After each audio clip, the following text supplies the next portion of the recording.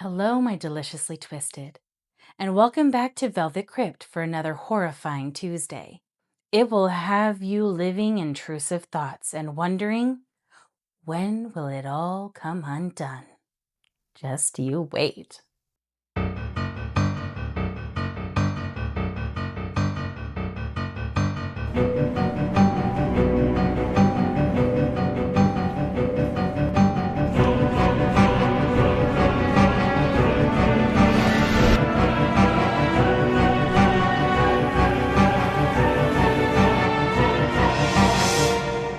Welcome to the Velvet Crypt.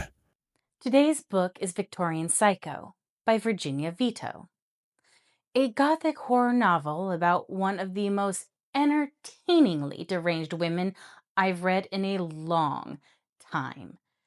Think American Psycho meets Jane Eyre with a splash of The Turn of the Screw and enough dark humor to make you question whether you're supposed to be laughing. And even better, I hear that there's going to be a film adaptation coming out soon. If psychological horror, unreliable narrators, and morally bankrupt characters are your thing, then lock the doors. Let's talk about Victorian Psycho. Our story follows Winifred Naughty, a governess hired by the wealthy Pounds family at Ensor House. At first, she appears reserved, professional, and perfectly suited to Victorian society.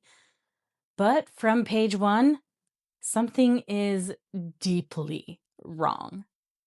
Winifred doesn't simply dislike people, she fantasizes about hurting them. She enjoys manipulating them like little puppets. She views nearly everyone around her as insects pretending to be human. In her eyes, she's the normal one. As Christmas approaches, the household begins unraveling, and so does Winifred. And to be fair, she did warn us at the very beginning of the story. What impressed me most was Virginia Feito's voice. This book is wickedly funny. Winifred's internal narration is sarcastic, vicious, and sometimes downright hilarious. One minute, I'm wondering what the hell is she going to do, and the next, I'm laughing my ass off. She'll describe someone's horrific death with the same energy most people use to discuss afternoon tea. That disconnect is unsettling, but it's absolutely incredibly entertaining. I also loved the atmosphere. Ensor House feels damp, cold, rotting. Every hallway feels haunted before anything supernatural even happens. The horror comes less from ghosts and more from realizing you're trapped inside the head of a monster. Now, from here on out, we're talking spoilers.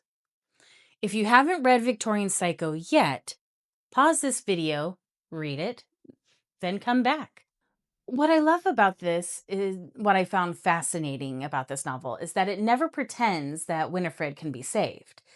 There's no tragic redemption arc, no hidden heart of gold, no last minute explanation that suddenly makes everything okay.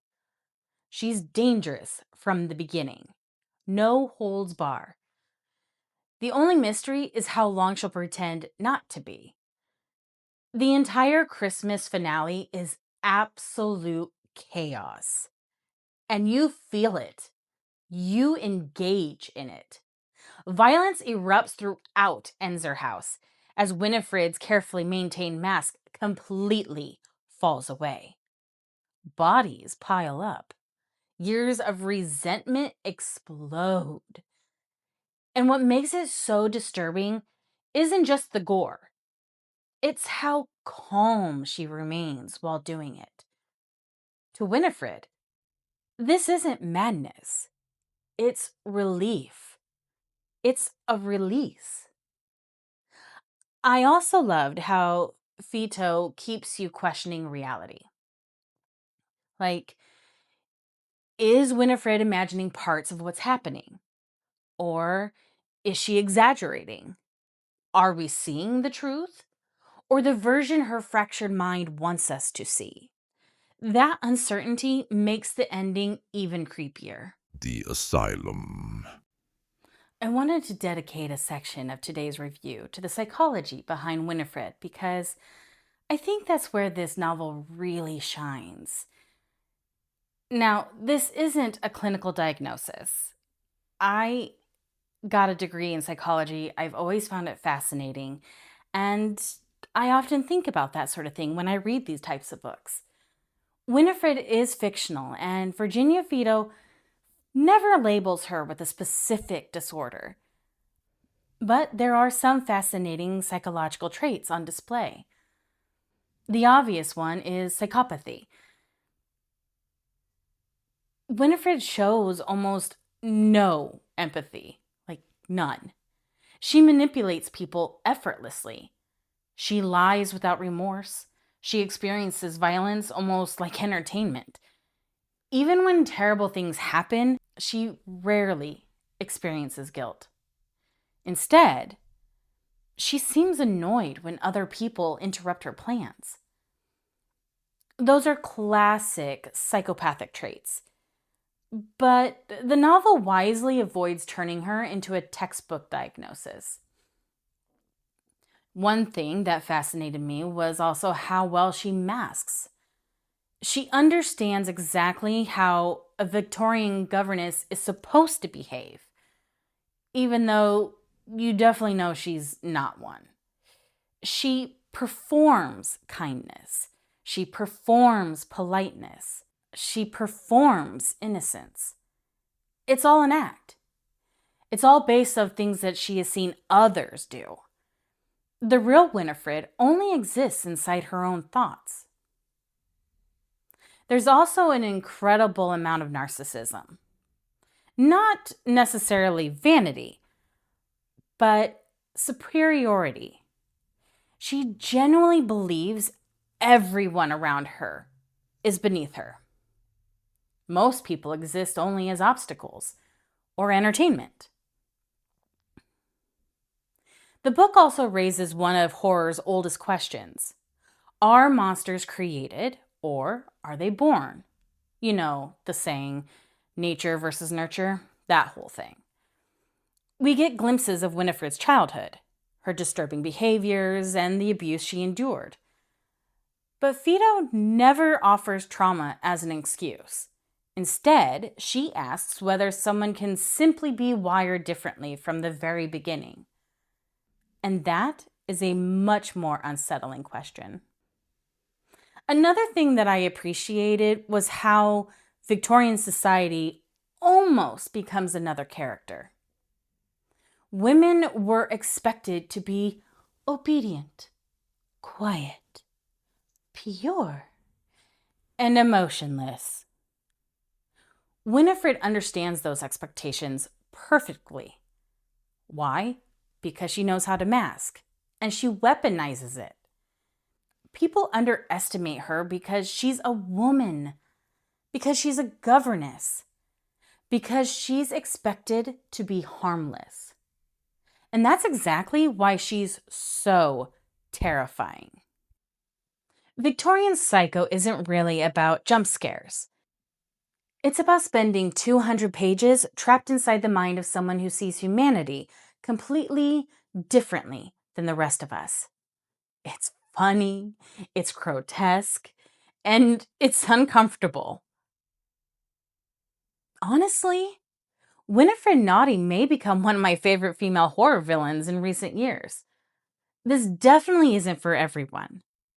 If you need likable characters, this isn't your book. If you're looking for a traditional Gothic ghost story, it isn't that either. But if you love unreliable narrators, pitch black humor, psychological horror, and beautifully written madness, I think you're going to have a fantastic time. I know I did. So, this makes the perfect time to introduce our new rating system. My final rating system? A 4 out of 5 daggers. I couldn't quite give it 5 daggers because I wanted a little bit more depth into Winifred's past and motivations. Blame it on the psychology part of me. But I absolutely loved spending time inside her delightfully unhinged mind. I mean, who wouldn't want to enact on their intrusive thoughts from time to time? If you've read Victorian Psycho, let me know in the comments. Do you think Winifred was born evil or shaped by her environment? I can't wait to hear your theories. If you enjoyed this review, don't forget, like, subscribe, and toll the bell.